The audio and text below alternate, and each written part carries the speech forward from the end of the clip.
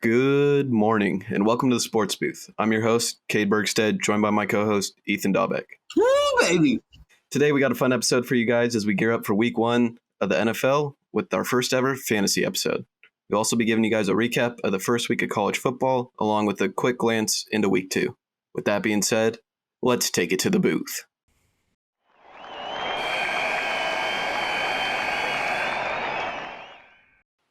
Let's go.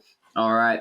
Well, first off, I just have to say that I was so pumped to finally have football back this past weekend. I love me some college football. Love seeing the young stars trying to make a name for themselves. I am all about it. So let's get to some of our main takeaways. First, Alabama completely handled with no doubt. Number 14, Miami. What were your thoughts on that game? I thought Alabama looks very sharp. I think they're going to be the clear number one for the entire season. I completely agree.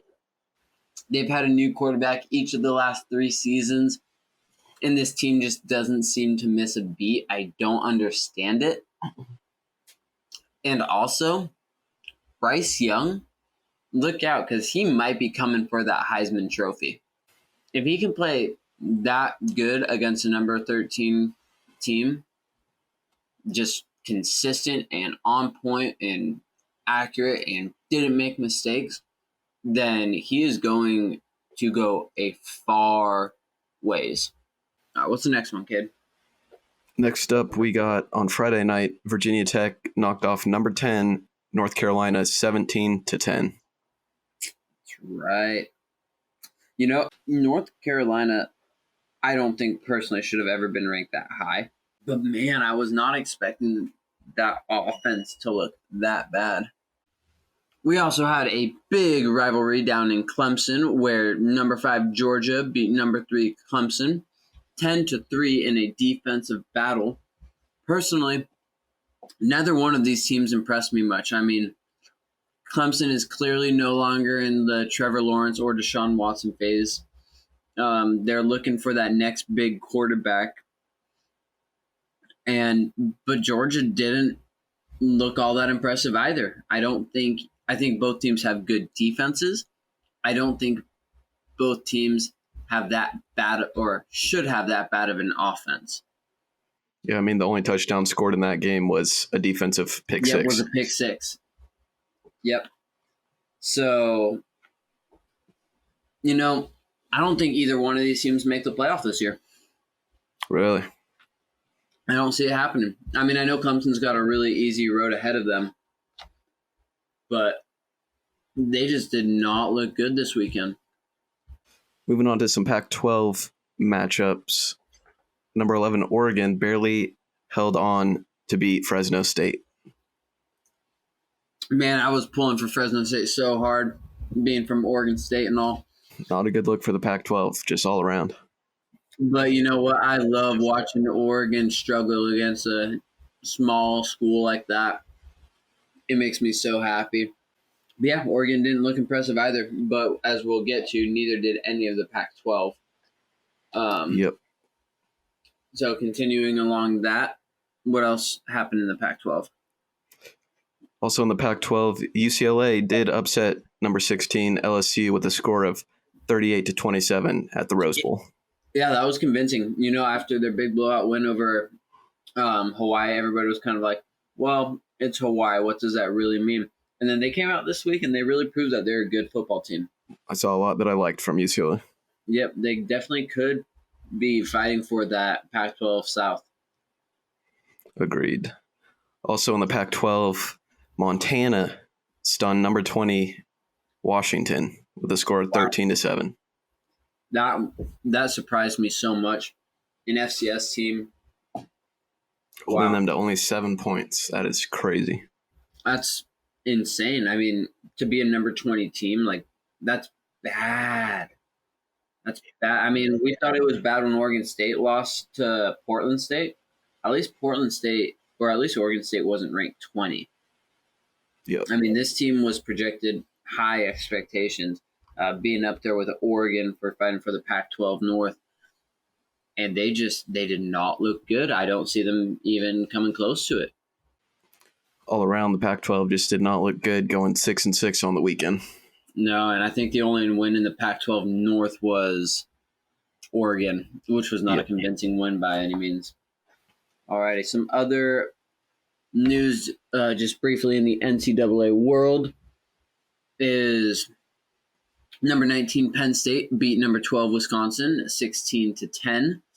That was definitely a more defensive game. Definitely got off to a slow start. But I always like watching conference games to start off a season, so I like that the Big Ten does that sometimes. But because I think it just brings fire out, knowing that right off the bat you're playing for something important. So that just hurts Wisconsin's chances for a Big Ten title, just in that aspect that they already have a Big Ten loss on their record. Also in the Big Ten, number 18 Iowa absolutely dominated number 17 Indiana with a score of 34-6. Yeah, if you watched my betting pick, I did pick Indiana as the upset and could not have been more wrong. But you know what? That's okay, because other than that, we did go 2-3 on the weekend, picking Alabama and Texas in the spread. They covered no problem. So make sure you guys tune in next week for those. Alrighty. In wrapping things up, number 21 Texas holds off number 23 Louisiana 38-18. Yeah, and like I said, the spread in that was 9. So they covered that perfectly fine by 11 points. Beat them by 19. Last but not least, number 9 Notre Dame survives Florida State in overtime with a score of 41-38. I mean, Florida State's by no means like a small name school, but they're not by any means good. And I've never thought Notre Dame was that good. I thought that they were overrated and shouldn't have been in the college playoff last year. And I think it's just starting to show now. Teams are getting better. They're not. Yeah, they were up 38-20 at one point in the second half, and Florida State came all the way back, and then they kind of iced their own kicker in overtime. Wow, that's crazy. Yeah, I didn't get to watch yesterday. I was out at the golf course, but alrighty. Give us a couple games to watch this upcoming week in the NCAA. Next week, we got the Oregon Ducks at Ohio State. Okay. Who do you think is going to win that one? I think Ohio State's going to handle them after watching Oregon struggle against Fresno State and possibly losing their stud defender, Thibodeau. It's not looking good for the Ducks. Yeah, I saw that. Well, best wishes to him. Hope he can get a full and healthy recovery. Never like seeing somebody go down to injury. But the game must go on. I think Ohio State will roll them as well. And for College Game Day next week, we have Iowa at Iowa State. Oh, baby. All right. But yeah, Iowa State should be a good one. Who do you think is going to take that one? Iowa State kind of struggled against, I think it was Northern Iowa in week 1. And Iowa looked really good, so I might have to give the edge to Iowa in this one, though I'm pulling for Iowa State. Yep, I think Iowa's going to win it, but I am pulling for Iowa. I'm a big wrestling fan, and I like Iowa's wrestling program. All righty. Now on to our next segment. We're going to play a little game here called Buy or Bull. We're going to have to come up with a little sound for that so we can play it whenever we start this segment. But this will be fun. Basically, we're going to just take expert, quote-unquote, predictions for the 2021 season and basically just say if we buy it or if we think it's bull. We're taking these from the NFL.com's analyst predictions. So let us know what you think of their predictions and what do you think of our predictions of their predictions. Alrighty. Starting with the MVP for this upcoming season, they're predicting Patrick Mahomes as the number one or as the MVP. Do you buy that or do you think that's bull? No, I can buy this one. But I think they need to win the Super Bowl. I agree. I mean, Patrick Mahomes is the easy choice. He obviously has an incredible set of skills with an incredible amount of talent surrounding him. I think he's an easy choice. There's a reason that he has the highest odds of winning it. But I wouldn't be surprised if it goes someplace else. I mean, that's one guy. I mean, think about how many people had good seasons last year. You had Russ, who was just a few more games away, like putting together a few really good games away from winning the MVP. You had Josh Allen, who was very good, who was very close to winning the MVP. Lamar Jackson is still a very talented quarterback that can do things that no other quarterback or other player can do. I mean, Tom Brady, you can never count him out, especially with the 3 receivers that he has down there in Tampa Bay. There's just so many people. I understand why they say it. I'm personally, you're going to hate this, but I'm personally going to say Tom Brady's going to win it. So I'm saying this is some bull. Wow. Okay. Yep. Alrighty. Offensive Player of the Year, and they gave it to Christian McCaffrey. Do you buy that, or do you think that's some bull? I think that's some bull. Yeah? Why? I don't know. I'm just coming off a injury, I think back-to-back seasons, if I'm not mistaken. I just think there's 2 years ago. Well, anyways, he got injured twice last season. Like you said with Patty Mahomes, there is a lot of other players out there that could snag that from McCaffrey. Though I would not be surprised if you get it, but I'm still going to call bull. Okay. So long as he stays healthy, I completely say bye. I don't think there is another, kind of like I was saying with Lamar Jackson, I don't think there's another player in the NFL that can come close to doing what Christian McCaffrey can do. He is the most insane athlete I've ever watched play football. The things he can catch, the things he can jump, the things he can spin around, the things he can juke. His offensive skill is just so amazing. And being a running back, I think, is a position where you can really see that next level of ability from a player. Like quarterback, yeah, you could have really good numbers, but you also could have 3 really good receivers surrounding you, which therefore makes the case of, well, he's surrounded by good talent that takes away from him a little bit. Christian McCaffrey does not have a lot of talent around him.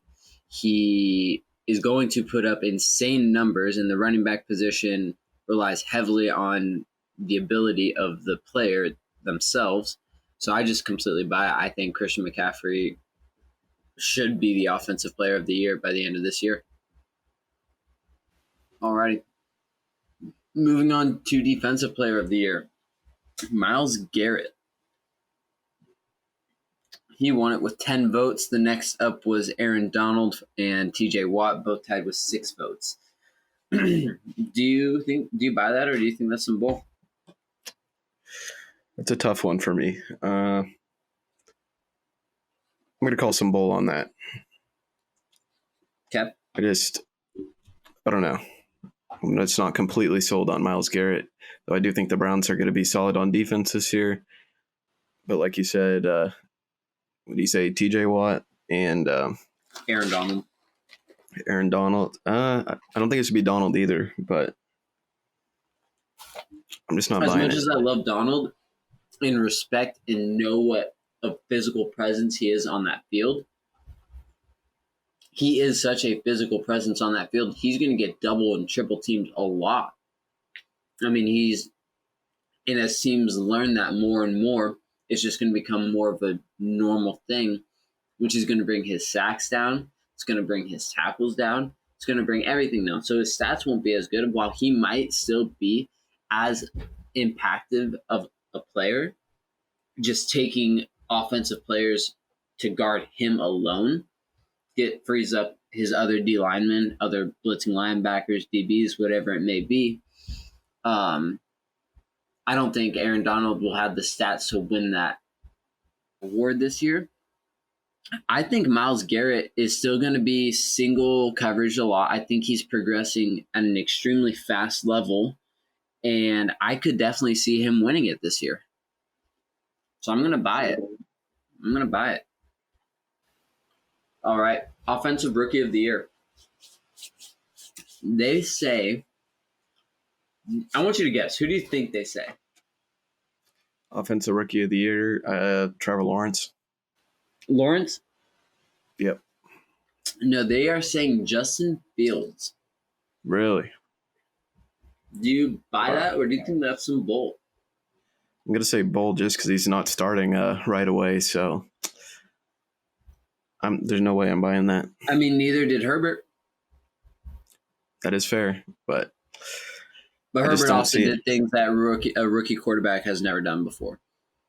So, yeah, I'm not buying that.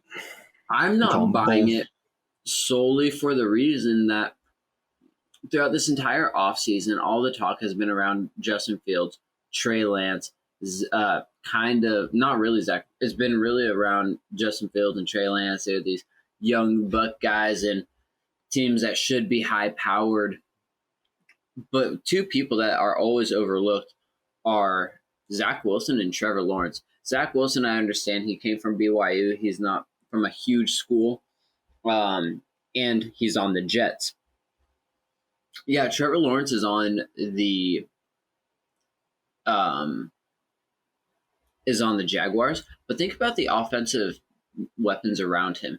He's got Marvin Jones Jr. He's got DJ Chark. He's got Laviska Shenault. He's got James Robinson, who's shown he can catch the ball out of the backfield and can also be a very competent runner, which is going to force defenses to stack the box and prevent him from running big gains. Trevor Lawrence has a lot of weapons around him and has shown time after time at every level he's played at that he is the best. I think people are overlooking Trevor Lawrence for some reason, and maybe because he's just not as shiny of a name anymore, or he's not on Clemson. I don't know. But I think Trevor Lawrence is going to win this. Who do you think wins it? I'm going to go a little bit outside the box here, and I'm going to say Kyle Pitts. Okay. He was tied fifth out of the analysis rankings. He had 3 votes. Well, he was tied with Mac Jones, Trey Lance. I could also see Mac Jones sneaking in there. Absolutely. All right. Najee Harris was tied with Trevor Lawrence at 4 votes. Zach Wilson was at 5 votes, and Justin Fields had 7. All right, Defensive Rookie of the Year. They are saying Micah Parsons, linebacker for the Dallas Cowboys. Do you buy that? Other nominees were Patrick Surtain, Jamin Davis, Trevor Moehrig, and Joe Tryon-Shoyinka. It's a tough one for me. I didn't pay too much attention to the incoming rookies on the defensive side of the ball. So I'm just gonna say Bull. Okay.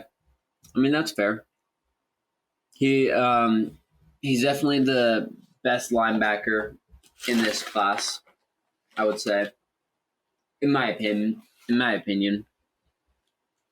I'm gonna call buy. I think it's just usually it's either him or Patrick Surtain. He's number 2 on the NFL experts. Parsons had 15. Surtain had 11. But I'm going to buy that as Micah. I think he's going to have an impact on that very horrid Dallas defense, and I think he's going to be probably the best player on that defense just because they are so bad. All right, comeback player of the year, number 1, Dak Prescott. Buy or bull? You know what? I am going to buy this. I think he's going to have a great season if he does stay healthy throughout the entire season. And I think the Cowboys are going to be solid with Dak. I could definitely see it, but I'm going to call bull just because of my projection for Offensive Player of the Year in Christian McCaffrey. He was injured last year. If he does the same things that he did before he was injured for an entire season, by all means, he should win Comeback Player of the Year. Obviously, if Dak Prescott was doing the things that and continues the pace that he was on before he got injured last year, then obviously he should be talked about too. I think Christian McCaffrey is just going to pick up right where he left off. I think he's fully healthy. I think he's going to win Comeback Player of the Year as well as Offensive Player of the Year. Is McCaffrey number 2 on that list? Yeah. But Dak Prescott is number 1 with 15 votes, and McCaffrey only has 5. Wow, okay. Coach of the Year. Number 1, Kevin Stefanski, Cleveland Browns. Buy or bull? I'm going to call bull. I think the Browns are going to be good this year. But I don't think what's-his-face is going to be Coach of the Year. Kevin Stefanski? Yep. Okay. I'm going to say buy solely because based on where the Cleveland Browns were 3 years ago, if the Cleveland Browns win their division, I think he will win the Coach of the Year because they are in a tough division. Baltimore is not a bad team. Pittsburgh is not a bad team. If Kevin Stefanski could have created a team in 3 years that won that division, he by 100% should win Coach of the Year. And I have it projected as the Cleveland Browns winning that division. So I'm going to buy that he is Coach of the Year. And that is it. All right. So that was a fun little game of buy or bull. Make sure you let us know what you think of our predictions, of the experts' predictions. And yeah, as we get further into our fantasy episode here, we're going to do a start-sit segment for you guys for this upcoming week. We're going to give you a few quarterbacks, running backs, and wide receivers of which you should start or sit. Pretty self-explanatory. Obviously, everything comes with a hitch. If you have to play a certain player, then you have to play the player. Sometimes it's like that. One thing we always recommend is never play a flex on a Thursday night. Try to push your flex as late as possible, just in case something happens. It's always safe to have that. But with that being said, let's dive on into it. All right. Cade, quarterbacks. Who's your first one? First one, we got Joe Burrow as a sit. Why's that? Well, his week 1 matchup is against a tough Minnesota defense, and coming off that injury, still don't know exactly where he's going to be at, though he does say he is completely healthy. But yeah, I think there's a lot of better options out there. If Joe Burrow is your number 1 QB, there's better options that will be available on the waiver wire. Yep. For week 1. All righty. Next up, we have Jalen Hurts, and for him, we've got a start. He was obviously drafted usually in the top 12 quarterbacks on the board, and for a rightful reason. Last year, 2 out of the 3 games that he started, he finished with over 300 yards and 60 rushing yards. So he has the skill. He's shown in college that he has the skill. Yes, he doesn't have a lot of weapons surrounding him, but he does have Devontae Smith, who he is familiar with, who is also a very good receiver. He also has this running ability that is going to be very beneficial. And to top it off, he plays a weak Atlanta defense week 1. So I think he is a start this week. Who you got next? Next up, we have Trevor Lawrence as a start. They play a weak Texans defense. No one really knows what's going on with the Texans. Yeah, that's for sure. So that's a very easy start. Yep, absolutely. As we'll get to in a little bit with our bold predictions, I've got a bold prediction about Trevor Lawrence for fantasy, but we'll get to that. All right, and last up for quarterbacks, Matt Ryan. I think you should start him this week.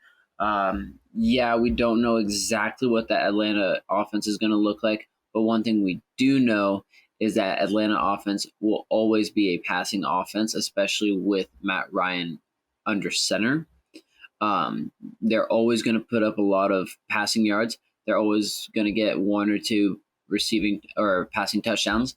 And they're playing a weak Philadelphia defense. So I think both Jalen Hurts and Matt Ryan are completely startable in this upcoming week.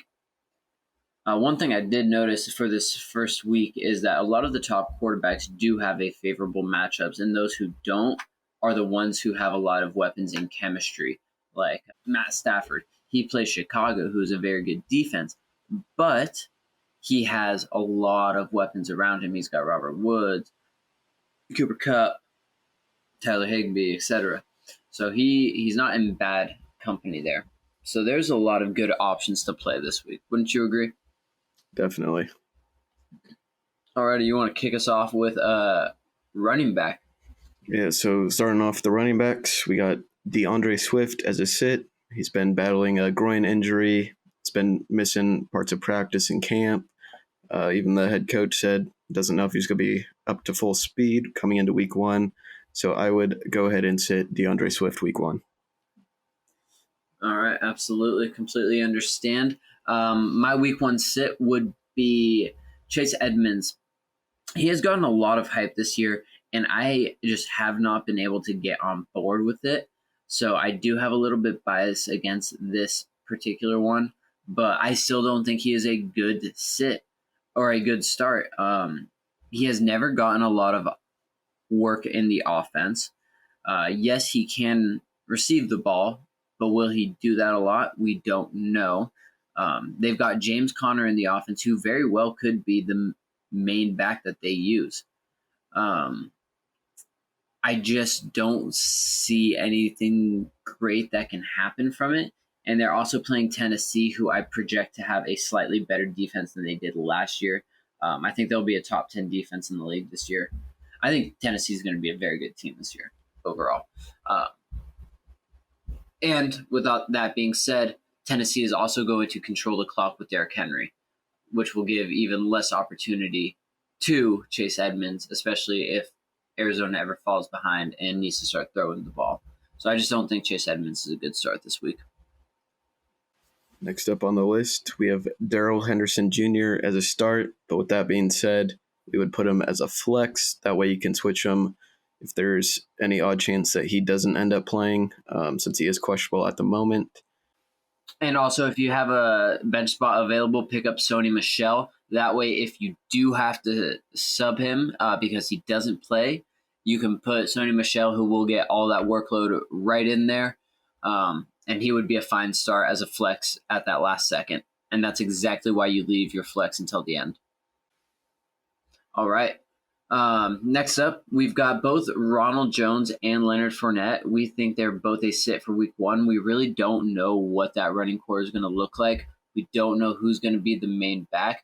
Ronald Jones obviously looked a lot better during the season. Leonard Fournette obviously looked a lot better during the Super Bowl run. So we don't know what's going to happen. It's a 50-50 toss-up. Yes, one of them will be startable.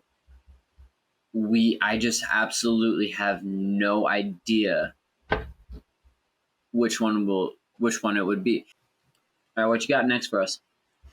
All right, and capping off the running backs, we got Melvin Gordon as a start. I think he's going to be taking the majority of the touches, even if it's 51-49. But yeah, he's going to be the one in Denver until Javonte Williams proves himself. I completely agree. All right, kicking off our wide receivers. Our first one is Corey Davis. We're going to say start him. He has a very favorable matchup in Carolina, who doesn't have a great defense. Was undoubtedly the New York Jets wide receiver 1 through training camp in the preseason. Jamison Crowder might be out due to COVID reasons.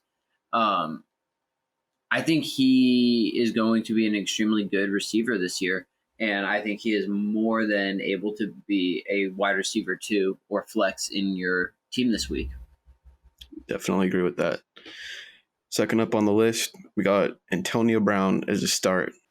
He has a very favorable matchup against the poor Dallas secondary, and he has Tom Brady throwing to him, and he could very well make his way up to the wide receiver 1 in Tampa. I completely agree. I would not be surprised even by week 1, if we see Antonio Brown as the wide receiver 1 for this offense.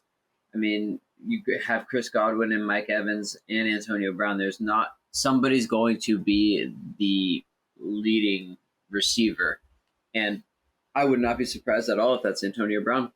All right, Jalen Waddle. We're going to say sit him because he plays the New England defense, who is very good. And although we know he's good, we don't quite know if he'll be playable right away. And I think it's just better, unless you have to. I would sit him week 1 if you have the ability to. Yep. And then capping off wide receivers, we got Marquez Callaway in New Orleans as a start. He's clearly going to be the best receiving option that New Orleans has. And even though Jameis Winston is the QB, he still throws about 30 touchdowns a year. Fair enough. All right. Now time for our bold predictions for the season. Kay, do you want to tell us your first bold prediction this year? My first bold prediction is James Robinson finishing as a top 5 running back. Really, you think he does it again? I think so. Even with Trevor Lawrence and all the passing weapons that they have there? Yep, I think him being a pass-catching running back, as well as being able to absolutely plow over people, I think he's going to put up outstanding numbers in a PPR league. Fair enough. All right. My first one is Mike Giuseki is going to finish as a top 3 tight end. Yeah. How's that for bold? That is beyond bold. I think he has an amazing skill set. I think Tua is going to fall in love with dumping off to the tight end position. I think you're going to see him average 12.5 points on a weekly basis, which is going to put him right up there in that top 3 category. I completely see it happening. There's a reason that I wanted him so badly on my team this year, and there's a reason that I went out and got him a little bit early at the start of the 7th round, just because I didn't want to take the chance of him not getting back to me. I gave up taking Ryan Tannehill over him. I've got a lot of faith in this guy, and I think he's going to have a really good season. So you only have Kelsey and Waller above him? Yep. Wow. Very bold. I think there's too many mouths to feed. I think Kittle's still going to be a good option. I don't think he's going to finish in that top 3, though. I think there's just too many mouths to feed there, and especially if Trey Lance starts. I think instead of doing the traditional dump off to your tight end, you're going to see a little bit more scrambling. What about Mark Andrews, TJ Hawkinson, or Kyle Pitts? Mark Andrews, I think, will be right around that 4, 5, 6 area right as he always is. Hawkinson, I think, will regress a little bit. I think he has a worse quarterback throwing to him. And who Pitts, I don't think Pitts will be a top 8 tight end. Wow. Okay. Yeah, I think he's a rookie. I don't think he's, even with how hyped up he is, I don't think he's going to do what people expect him to do. Alrighty. How about your second bold prediction? Alrighty. For my second bold prediction, I have Trevor Lawrence finishing as a top 7 quarterback. This kind of goes back to what I was saying earlier with all the weapons he has. He has the pass-catching running back in Robinson. He has Laviska Shenault. He has Marvin Jones Jr., who has proven himself to be a very, very good very, very good receiver. Excuse me. Oh my goodness. And he also has Laviska Shenault, who is a young talent.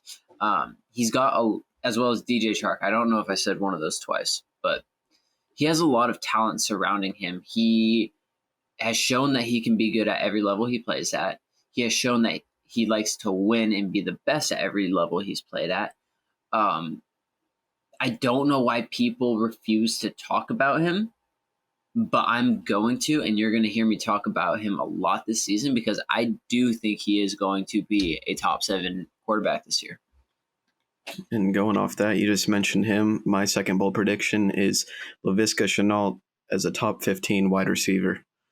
I think Trevor Lawrence is going to feed him a lot, and Shenault is going to be the number 1 receiver in Jacksonville. You think Laviska is going to be above Marvin Jones? Yep, 100%. And Chark? Definitely. I think Marvin Jones is honestly going to be the wide receiver 1 in that offense.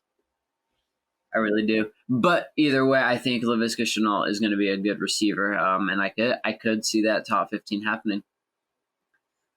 Wow. If all of our predictions are correct, Jacksonville will have an extremely dominating offense, a top 7 quarterback, a top 5 running back, and a top 15 receiver. Jags to the Super Bowl. There you go. All right, give us your last bold prediction for this upcoming NFL season in fantasy. My last bold prediction is in New England, Big Mac Jones being a top 10 quarterback. I like it. I could see it. He's got a great coach that is mentoring him. He has a lot of skills, much like you saw Tom Brady have all throughout his success in Tampa Bay. I could absolutely see it. I could, but just not quite as good as Trevor Lawrence. And rounding it off for our show today, my last bold prediction is Corey Davis finishes as a top 15 receiver. I think, like I said earlier, he is undoubtedly the wide receiver 1 in this offense. I don't think Zach Wilson is going to be that bad of a quarterback. I don't see anybody really challenging him for that wide receiver 1 position, especially with him taking almost 70% of targets when he was on the field in the preseason. I mean, Zach Wilson loves this guy. The offense loves this guy. They paid him a lot of money for a reason, and he's a good receiver. He showed that in Tennessee. I see him finishing as a top 15 receiver by the end of this year. Yep, I could definitely see that. I think he was heavily underrated this year in all of the drafts, going in very late rounds. And if you got Corey Davis, that's an absolute steal. Whoop, whoop. You know I did. I got him and Antonio Brown at the 8-9 turn. Solid. It was a very solid. All right. Well, as always, we appreciate you guys tuning in. We are slowly growing a bigger and bigger following every day, and we appreciate you guys all for that. Make sure you guys check out and follow our Instagram, because this week we're going to be doing our first giveaway. We also will be giving away our picks for this upcoming week's NCAA and NFL picks, and tune in tomorrow as we will finally be giving you the long-awaited AFC over-under win total predictions, as well as a full news segment where we let you know all about the important happenings in the MLB as that playoff race tightens up, as well as the NFL before week 1 kicks off. As always, make sure you guys subscribe, and after the review, the booth has confirmed and said it is good. Have an astronomical day, you guys.